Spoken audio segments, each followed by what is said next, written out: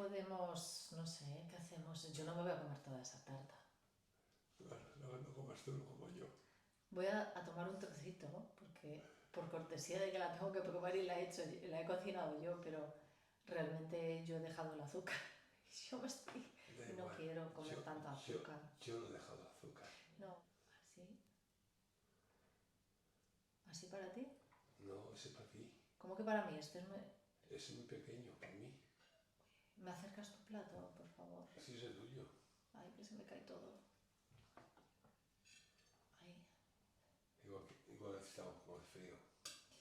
A ver, Está fresca. Está fresca, claro. Mañana estará mejor. Pero... Pero es un trozo pequeño.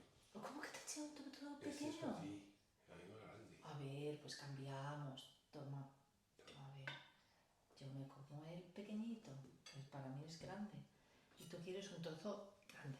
Grande. Vale. A ver, ¿cómo de grande? Por aquí.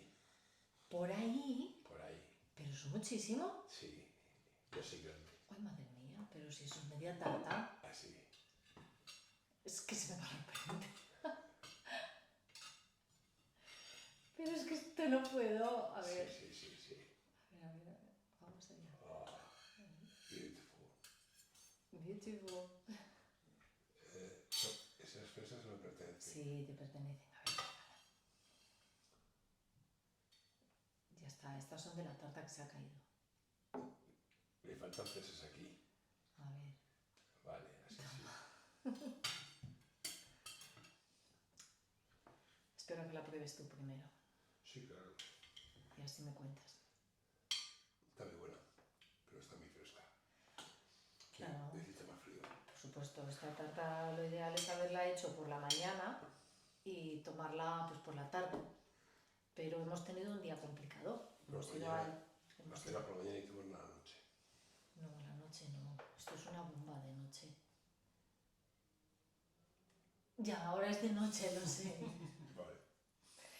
Pero vamos a ver. Lo ideal sería hacerla por la mañana y tomártela a la hora del té, por ejemplo. Pero está muy buena.